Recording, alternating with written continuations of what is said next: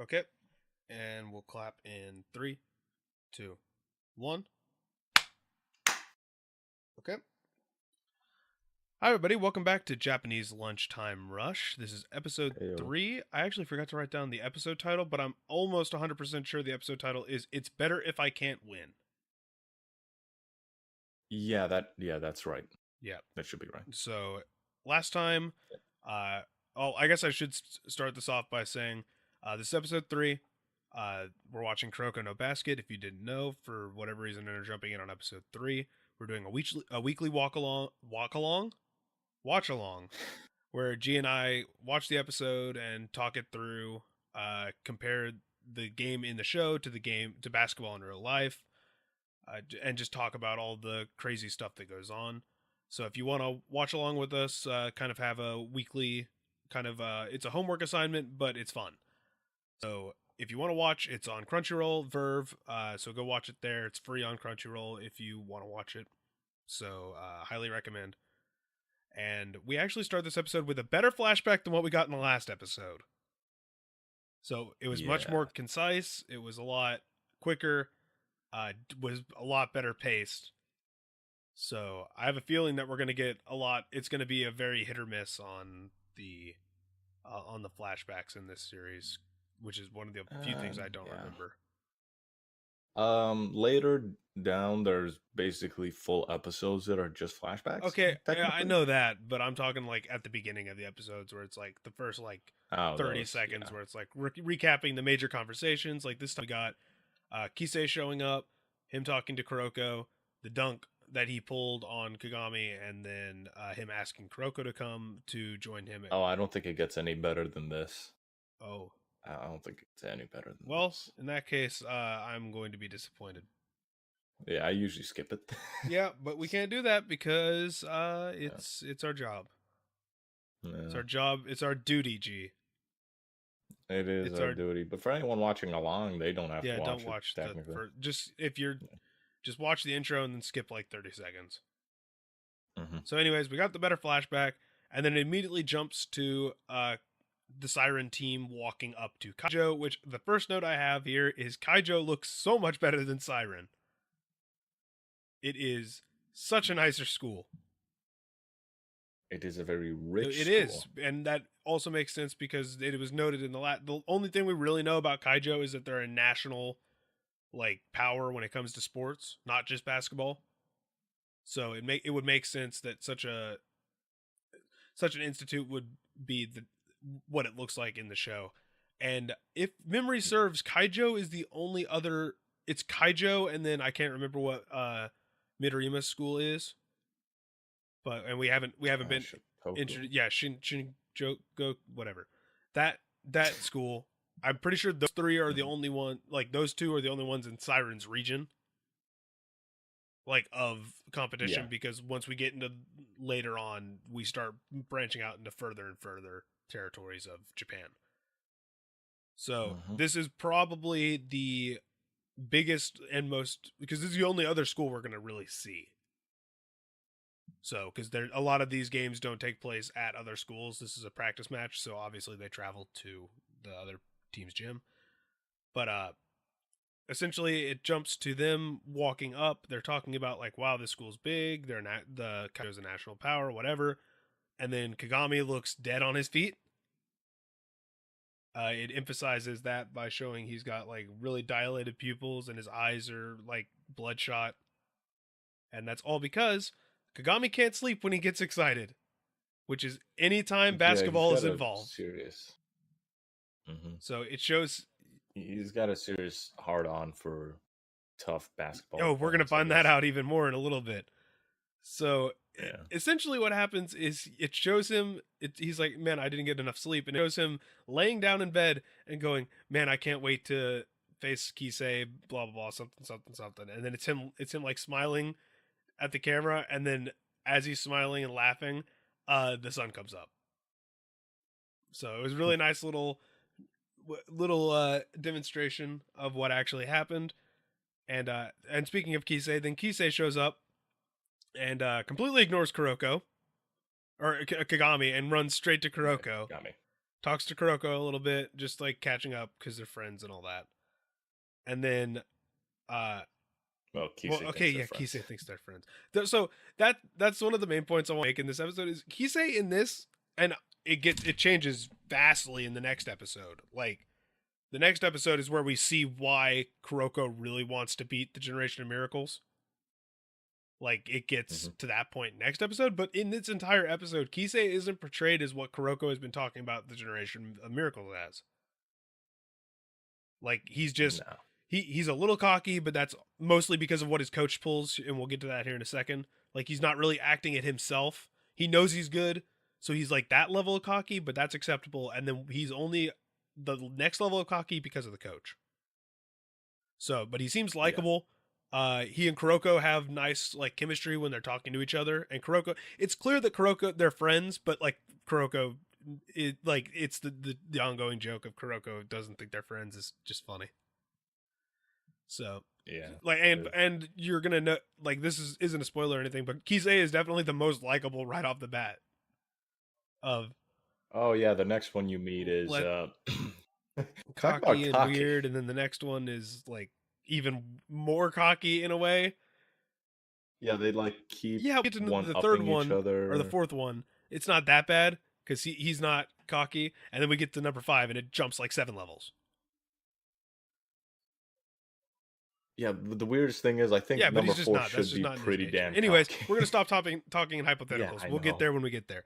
But so Kise talks to Kuroko. He's really excited. Like, he really wants to play Kuroko. He's still a little upset that Kuroko turned him down to come to Keijo with him, which understandable if you were like, hey, buddy, come play with me again. We're going to have a great time.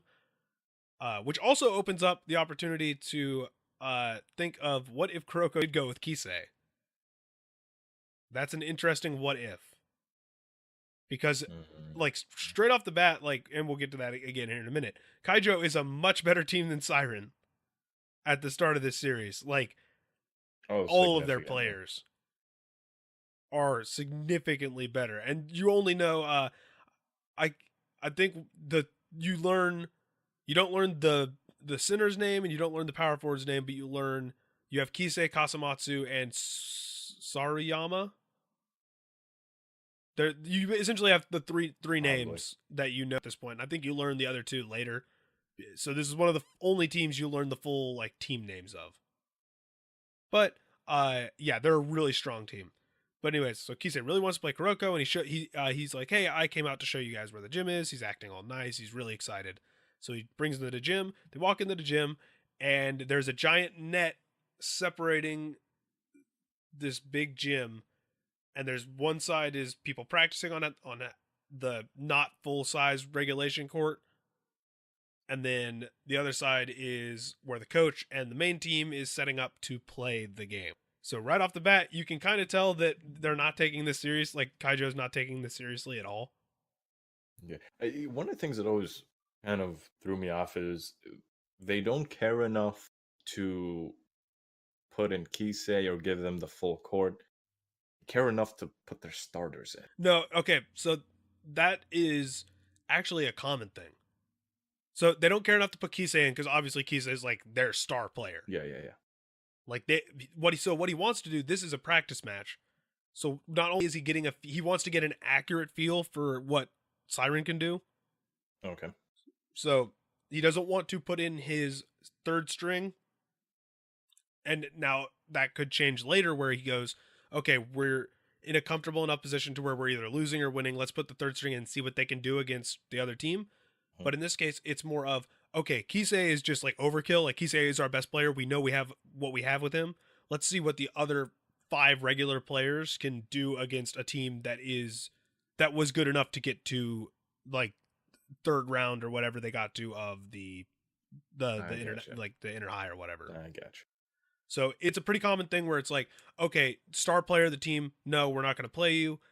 Instead, we're going to play like the other 4 starters plus like the 6th man and see what we can get out of them and kind of like test the waters, but while still getting an accurate gauge of what the other team can do. So it's not as, I understand where you're coming from because it does look a little weird, but like it's a pretty common thing. Okay. All right. So, I was not aware. And essentially what happens, you kind of mentioned it, is They show up. The coach who is this coach is one of my favorites. Like he's just really funny, and it'll get that way until like later, but he's pretty fun now too. So this kind of bigger coach, he's kind of the stereotypical like he probably played basketball in high school, but he's like he's not out of shape, but he's bigger. Oh, he's out of shape. Like he doesn't look like no, he's not like super in shape, but it does not look like he's super out of shape. I mean, he's kind of got a muffin top going there. Okay, but he's also we don't know how old. That kind of just happens naturally. Don't we find out how old technically? Yeah, like later. Yeah. But yeah, so the head coach of Keijo comes up and goes, "Okay, who's the coach of Seiren?" Once they've come up, Rico shows up, and he's actually not like he's one of the few coaches in the series that isn't like surprised that Rico's the coach. Like he doesn't say anything about it. He's just like, "Okay." Wait, this coach isn't surprised? This coach he didn't say anything about like, aren't you the manager? Oh yeah, he said that, but then he didn't act like stunned when she revealed that she was the coach. Like he didn't do like a reaction shot. I thought the "Are you the manager" was the reaction to her saying I'm the coach. I thought she walked up and said I'm the coach, and he asked like Are you the manager? But there are some coaches later that like freak out. Oh yeah. Like this is one of the more tame things, and I think that's just because he's probably he's probably been around a while, so he's not that surprised by it. But like I've said before, Rico being the coach is very different. Mm-hmm. So, but moving past that part, he essentially, oh boy, he's like, we just set up a simple practice match. Rico asks like why there are people practicing, like what's going on, and this coach says all the wrong things. He's like, okay, well we don't want to waste time, so we're having practice go on the other side of the court. This is just a simple practice match, and then Kise is like suiting up and practicing, getting warmed up, and he goes, Kise, you're not playing. If we put you in, this wouldn't be a match. And Kise immediately is like, oh, that's not the right thing to say to a team of people that are pretty good. Yeesh. And like Kuroko that looks the same. Then Kagami kind of looks the same too, because he always looks kind of ticked. But then Hyuga just goes, can you believe this? And then Izuki goes, I haven't been this pissed in a while. And it's like, okay, yeah, no, they're mad. And then Kise goes over and apologizes. He's like very sorry about what his coach is saying because he knows Seiren's good, but but then he kind of does the flip where he heel turns a little bit and says, but I like how he like put his hand over to his mouth and he goes, if you beat up on the starters, he'll put me in for sure. Mm-hmm. And then he essentially just goes, but you have to earn that. It's not like cocky. Yeah, it's just like he's like, you have to prove that you're worthy of playing against me. So, yeah, it was something along the lines of, "There's no point if you can't force." Yeah, he says, "Force him to put me in," and then something along the lines of, "If you can't even force him to put me in the game, then there was no point." Mm-hmm. So Seiren is pissed, but they also know that Keijo is nationally ranked power, so they're not like. Whatever. So the game starts, and the first thing we get before the tip-off even happens is Rico saying, I can't see everything through their clothes, but their physical stats are much better than ours. It's just so fucking weird. And I'm just like, don't phrase it like that. No, not everybody has your weird, like, Fallout powers. So weird. Oh yeah, she's got the VAT system going so on. Weird. Yeah, and I'm just like, okay, well, that's weird. But yeah. Then there's a reaction to one of the refs goes, hey, Seiren, we need your 5 out there. Kuroko says there are 5 of us. Everybody freaks out. Even people on the other side of the court who probably weren't watching.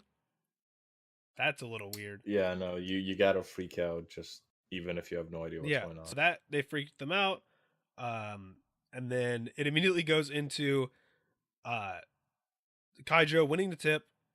Kasamatsu, the point guard, you don't learn his name until like the end of the episode, but bringing it up saying, okay, hey, run and play 1 or whatever, and then Kuroko immediately stealing, Kasamatsu not knowing what's going on, Kuroko running down the court, Kasamatsu catching up because Kuroko's slow, and then he does a little behind the pack flick to his right, and Kagami gets up, dunks the ball, and then it shows the shot like he normally dunks it, and then he just breaks the rim off, and he celebrates, and he's holding the rim,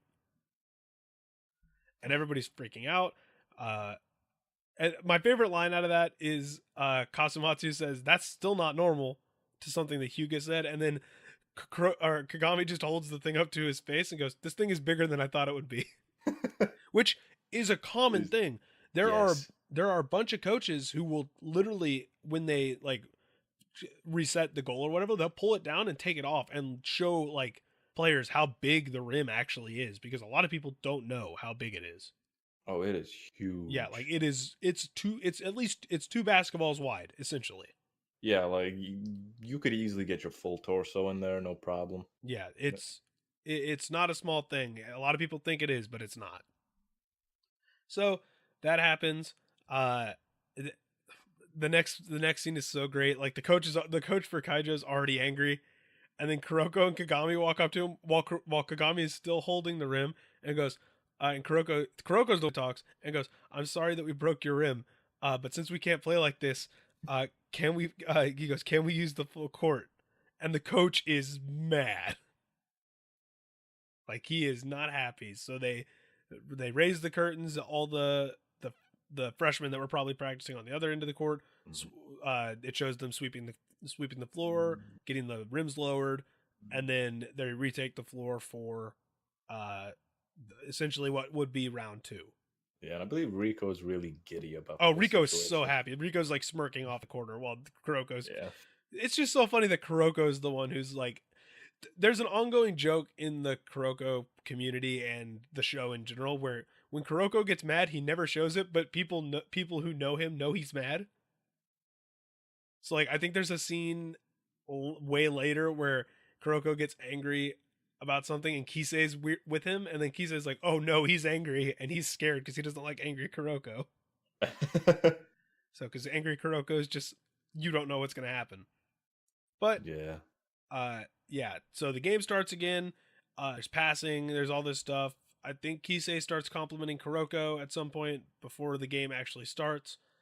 And he's like, "Yeah, don't worry about Kagami, but that's Kuroko. He was my teammate in high school. Isn't he awesome? Blah, blah, blah." Yeah, Kazumatsu always hits him every time he Yeah, tries and then to like Kasamatsu praise like him. flies out of nowhere and like nails him, and that's going to be a running joke. So right here I have Kasamatsu, arrow, kick Kise, arrow. Kise really likes Kuroko.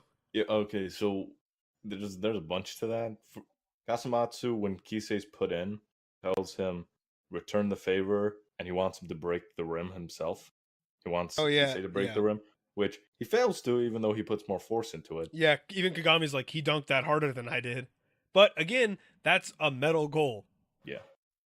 If it Um, maybe he would have broken a wooden backboard or the wooden rim off, yeah, but the rusty one. Um, so yeah, he gets kicked for that, and then when he tries to praise Kuroko, Kuroko, he gets kicked Kas- again, and then he gets yeah, punched in the stomach later. yeah, Kazumatsu's like, why are you happy about that? We're Yeah, facing him. stop praising. We're playing against him, all that kind of stuff. Yeah. So, uh, and I made a note here where after Kise dunks harder than Kagami, I said Kise doesn't act cocky or evil like Kuroko's kind of been playing up the Generation of Miracles. We will get to that point next week. Mm-hmm. You're gonna see some stuff next week because this, spoiler alert, this episode ends on a cliffhanger. It's a sports anime. You're not gonna get an entire game in one episode. No, never. So, You either get several insignificant games or one game over like 5 episodes. yep. So, at this point, they just start trading blows. I think it's at one point is like 23-22 or something like that. And Mm-hmm. Rico makes the comparison that's going to get made a lot in this, where Seiren and Keijo in this situation are spears hitting on shields until the shield breaks because neither team is being able to stop the other's offense. Yeah. So that's going to be a running All theme, offense. is like weapon on weapon, but essentially what the show boils down to is Seiren is a high powered offense. Mm-hmm. There's not a lot of defense. Mainly No. mainly because animating defense, except for one case in this show, doesn't get flashy enough for like it to hold appeal. Yeah, So but even that team that they even like they specifically said this isn't a flashy team. yeah, specifically. Yeah. Yeah. So Uh, But there's yeah, a they run up the pace of the game ridiculously, so they're all like super worn out. Yep. So essentially, from there, Kuroko's like, "Hey, Hyuga, after this offensive happens, actually, no, this is the point where Kagami tries to do. He's running. Kuroko steals it, passes it, and Kagami's running. Kise's right Hmm. up against him, and then Kagami pulls up, like pull ups, full stops, pulls up into a fadeaway jumper, which has a very familiar animation for people who watch the NBA or watched the NBA about 6 years ago. Okay. So, and we'll get to that at the end of the episode. Yes. So, but Kise is fast enough to jump and block the shot up before it hits its apex. So that shot gets blocked, and then Kise goes the other way and does the exact same move, but Kagami is not fast enough to stop it. So again, that's the first time he's really shown his copycat other than the dunk, but it wasn't really the same dunk, he just dunked it harder. Yeah. So that happened. Kuroko talks to Hyuga and is like, hey, I'm really tired. We've been going really fast. Also, we need to get Kagami to like cool off because he's getting a little too heated, which is also going to become a trend in the show. Yeah, I think one of the reasons was the more heated Kami gets, the better Kise plays. Yes, and then this is the point where Kise has that conversation with Kagami and is like, all right, well, actually, I take that back. That's after the timeout where, so they split up into the two huddles. It flashes back and forth a lot. It shows Riko talking to her team, and then it shows the other coach yelling at his team. Kagami is essentially like he's out of it. He's really heated, and then this is an important point where Kise is like, Kise reveals a very key point of the show. Like this is the first time we've actually heard what Kuroko does on the court, and it's called misdirection. So essentially, Kise does a really good job of like demonstrating this to somebody who doesn't watch basketball, where he's holding the ball in his left hand, and he tells Kasumatsu to watch the ball. No, he tells Kasumatsu, watch me. And so then he throws the ball over his head, and Kasumatsu's eyes track the ball, and then Kise immediately says, "Now you're not looking at me," which is exactly what Kuroko does. Everybody in a basketball game is almost entirely focused on the ball, unless they're like a really good off-ball defender. So what will happen is all the attraction goes to the focal point of the entire game rather than the players on the outside. So if a person's really good at moving off the ball, it's as if they disappear. Yeah. And Kuroko is very observant. Like Kise puts it perfectly, where he's like, Kuroko uses this to his advantage because he's very observant and smart. So not only is he great off the ball on defense, but he's also great off the ball on offense. Yes. Which allows him to appear in between defenders, redirect passes, and then disappear again. Yeah, of course it is exaggerated. Obviously, yeah, that everything in the show is exaggerated. Yeah. Like this timeout lasts 5 minutes. The fact that these are high schoolers. I don't know what you're talking about, G. Yeah, Kagami's told me not 25. Yeah, exactly. So, but yeah, that is a very important distinction. They also, at the same time, if split screens and both Kuroko and Kise say they have a weakness. Because both of them know a weakness of the other team. But Kuroko hasn't told Riko that his misdirection has a time limit. And she's not too happy. Yeah. So it essentially ends in Riko headlocking Kuroko instead of coming up with a strategy.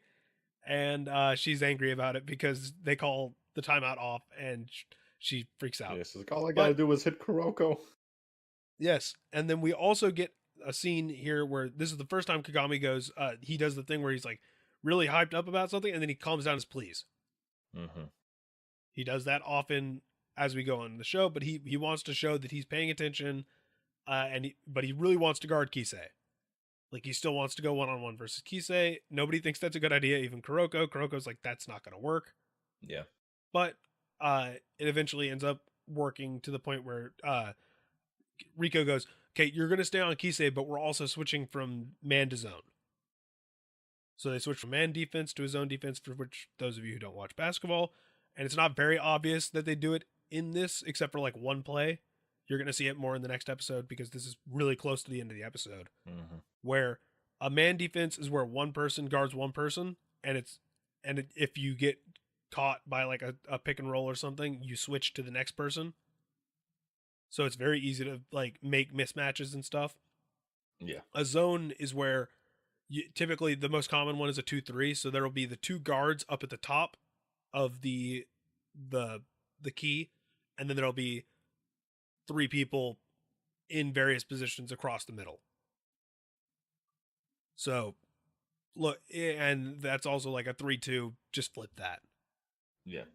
So it's pretty common, but they switched to that, and then Kise goes off into this whole thing about how it's a sport of size after I think he dunks on Kagami again. Not 100% sure what he scored. Kise scored. Yeah. Points for Kise. Yeah, and he's like, why don't you just acknowledge you're not good enough to play the Generation of Miracles? You're not even at our, like, you've got potential. Kuroko can see that potential, but like you two aren't good enough to beat us alone. And then Kagami starts laughing like a maniac and says he likes the challenge. And then this is where he says, it's better if I can't win. And mentions the fact that he's from America, which really impresses Kise because obviously America is the hub of basketball. Yeah, he also mentions that he's heard those same lines from a lot of people back in America. Yes, and this kind of alludes to the fact that Japan doesn't have a good basketball system. Uh-huh. Like America is 100 times harder to play basketball than Japan. But Kagami, this is the first time Kagami's mentioned he's from America. He hasn't said that at all, really. I'm pretty sure. He's mentioned it to himself in like when he was in the shoot around. No, I think he mentioned it when he signed up. Did he? Yeah, he did. You're right. He mentioned it briefly. Mm-hmm. So this is the first time he's telling like other people that he's from, like that he lived in America. Kise's very impressed about that. He's like, "Oh, you lived in America? That's awesome." But he says it's better if I can't win because he's here for the challenge. He's not here to win. He's here for the challenge.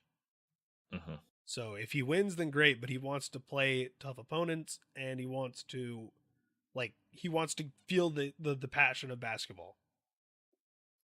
And then he walks over and he grabs Kuroko by the head and says, "We're gonna win because this guy's your weakness." And Kuroko's like, "Why are you grabbing my head?"